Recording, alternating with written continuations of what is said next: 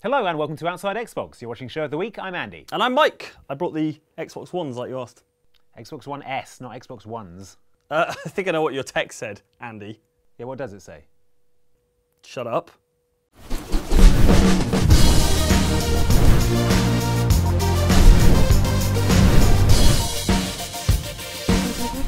Hey, you're right, this is way lighter. What, than 3 Xbox Ones? Yeah, I had to carry them all the way across London, you know. Do you know how heavy those things are? While you were doing that, I made the streets of Gotham safe for law-abiding Gothamites. Did you, though? Yes, Mike. Sure, it might have looked like I spent all my time hosting fancy parties in my stately family mansion and arguing with mob bosses. Yeah, that's not happening. And picking out a colour for the Batcomputer, but trust me, this is all part of my grand design to clean up this filthy city where honest folk can't walk alone at night without being murdered. Did I mention what happened to my parents? I did? A vote for him is a vote for the memory of my parents. You'll have it. So the fancy party was a fundraiser for Gotham mayoral candidate Harvey Dent. I was arguing with a mob boss because he came to the fundraiser. Whatever happened to being a gracious host? And the Batcomputer, well, that was just because it looks killer in purple. This first episode of Telltale's new Batman series starts as it means to go on, by emphasising your role as Batman's billionaire alter ego Bruce Wayne. You'll be spending as much time in charge of him as the Batty vigilante himself. When you're playing as Bruce Wayne, you have to pick your way through typically nuanced Telltale conversations, or, if you're like us, you choose the option that makes Bruce Wayne the biggest jerk. You're a respectable man, I hear.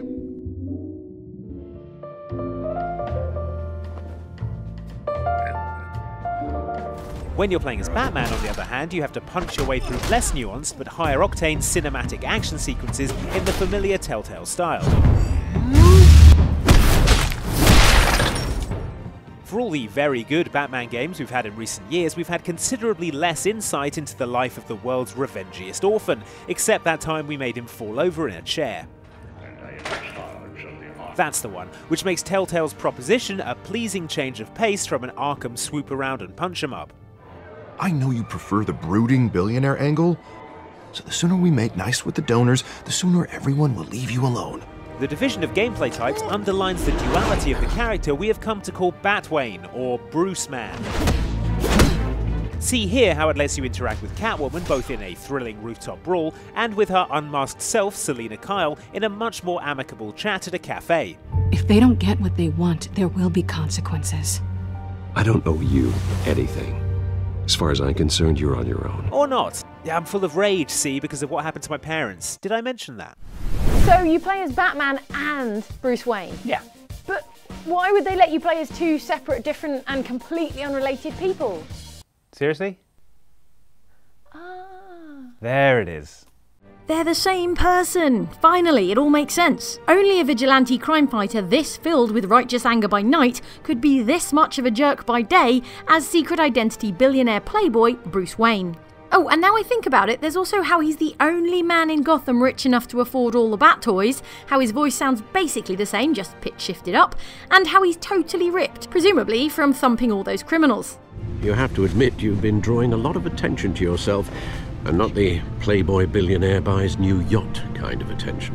If you want to play episode 1 of Telltale's Batman series completely fresh, skip ahead a couple of minutes. If not, please consider 5 times Bruce Batman Wayne was a bit of a tool. It's out of our control. Well, obviously, but you don't have to be a dick about it. Gotta admit it though. You give a good chase. One day you might actually catch me. Tonight. We all know how canonically Batman is driven to purge his city of crime by the memory of his parents' murder, and that his whole spooky get-up is designed to strike fear in the hearts of Gotham's criminals in order to terrify them into behaving themselves. In Outside Xbox headcanon though, it's just that he gets his kicks by flying around Gotham, beating up thugs, dressed as an anthropomorphic bat. I do this for the thrill of it. I'll show you a thrill. Hey, if 50 Shades of Grey taught us anything, it's that rich dudes are into some weird stuff. And that batsuit does look a bit like fetish wear. The theory is sound. For too long, this city has burned with corruption and greed. Early in the game, Brucey has agreed to host a political fundraiser for District Attorney Harvey Dent, a man I'm sure it's perfectly fine to get on the wrong side of. So when Wayne shows up late after being roughed up by Catwoman, Harvey's expecting him to maybe make nice with some political supporters. Well, there he is. Fashionable and fashionably late as always. Say hi, Bruce.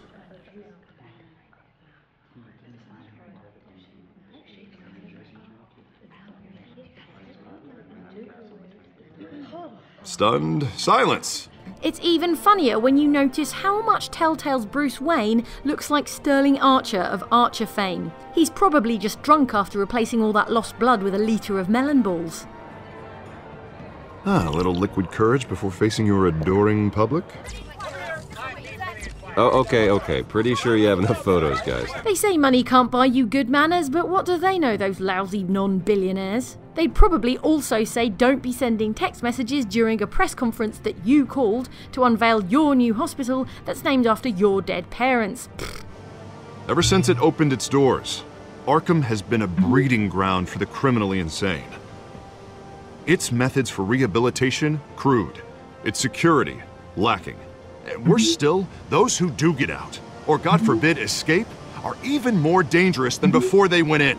If only the assembled press knew he was exchanging texts with a 76-year-old man rather than some sort of socialite side bay, I'm sure they'd understand. Besides, they should just be thankful he's not loudly catching Pokemon and taking duck-face selfies next to his obnoxious red sports car. Mr. Wayne, over here, right here. This way. There's very little more important to Batman's continued success than maintaining his secret identity.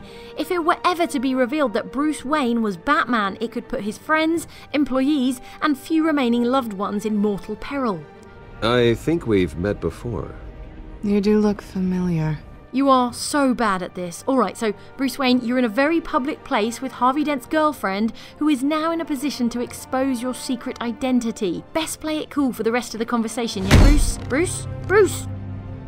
Write it down. Now. Don't do the voice in public, you idiot. Of course, the biggest jerk move at your disposal in the entirety of episode 1 is just not bothering to hit the A button as Catwoman falls off a building. It doesn't even violate Batman's no-killing rule.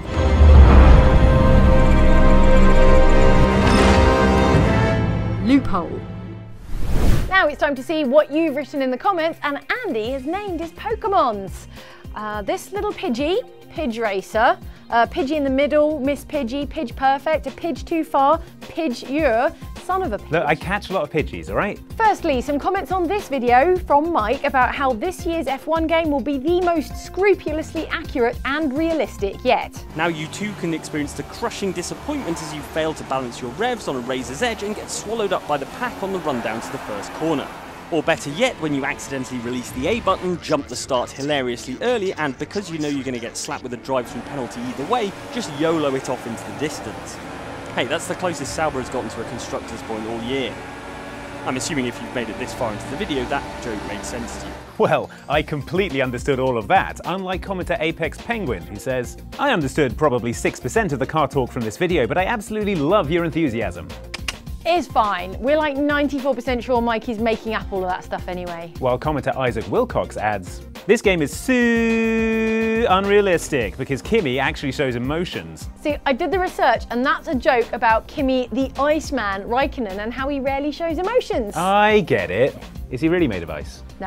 Damn it, Motorsport, it's like you're not even trying to be interesting. Finally, because of recent Mercedes dominance, Formula One has now essentially become a soap opera portrait of the slow, poisonous death of a once close friendship between Lewis Hamilton and Nico Rosberg. And then commenter Gearman1334 wonders, why aren't we allowed to also demoralise other drivers apart from your teammate? I'd rather keep Vettel on my side while simultaneously annoying both Hamilton and Rosberg.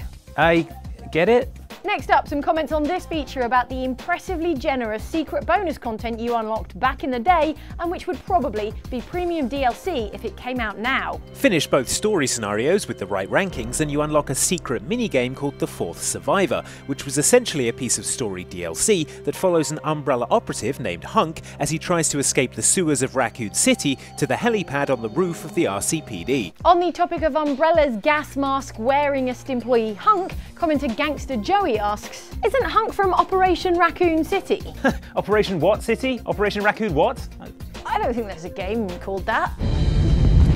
Alpha Leader, we're in position. Copy. Stand by. We tried to forget! Make it to the end, and just like Hunk, Tofu escapes with the G virus. Doesn't make it far though. To which commenter, I'm sorry, I really don't know how to pronounce that, says, well, looks like the fourth survivor took a good chunk out of Tofu. Too soon, man, too soon. Is it though? It's been 18 years. He was so young and protein rich. Thanks for watching, like and subscribe if you enjoyed this, and we don't do paid DLC. The only DLC we do is these videos down here, which you can watch right now for free. Commenter Codbo2SWAT notices how we missed a trick and says, I thought Oxbox would say the 2 videos at the end could be purchased for the click of the like button. Of course! Outside Xbox DLC, why didn't we think of that? We've been throwing money away. Finally this week, your comments on last week's show about Overcooked and the least appetizing things we've ever cooked in games. All right, lunch. Oh, I can't actually. I've got a meeting with the space engineers and the Pokemon guys about nothing. Don't even worry about it. You can't spend all our money on a space station without running it by me first. I think you should have read the new Outside Xbox terms and conditions, Mike. Commenter James Tanner extrapolates the Outside Xbox Pokemon Gym in space to its logical conclusion. He says, if I know Jane, the space Pokemon Gym won't be complete until she gets to kick someone out of an airlock. Only if you try to claim my space gym. Well, obviously. And commenter Banebo asks, anyone else expecting Jane to be the villain in the next Bond film? Just because I wanted my own orbital platform, I could be launching anything off there, not just space weapons. Like what? Social media campaigns, golf balls. Okay, it would be mostly space weapons. That's what I thought. Well, how else am I supposed to hold world governments to ransom? As well as living on the sharp edge of capitalism, you were micromanaging the actual toppings on the pies in your pizzeria. You could concoct your own speciality recipe, which is how the Andy Supreme was born. This speciality pizza came with tomato, mincemeat, banana and kiwi, garnished with a gooseberry and topped with a whole live lobster that you had to fight to get at your dinner. And with regards to Andy's unique speciality pizza, King Jasper writes in to comment, I'll take an Andy Supreme to go. Put it on my bill. That'll be £100. What, £100? Yeah, lobsters don't come cheap. Also, there are some legal costs involved on account of how I'm being sued by Italy for crimes against pizza. It's fine though, I'm developing a new signature pizza, the Andy Deluxe. It's your classic margarita base, topped with fresh artisanal gummy worms. Oh, hang on. Hello? Oh, it's Italy. Yeah, they want to talk to you? Tell them I'm not here. He's not here. That's all from Show the Week, but if you'd like to watch more Outside Xbox videos, then please post a $5 into your computer's CD tray right now. Or you could just click the like and subscribe buttons. But if you purchase the Outside Xbox Season Pass, you unlock these special astronaut and cowboy skins. Thanks for watching. Bye. All right, lunchtime. Care for some Andy Deluxe? Sweet.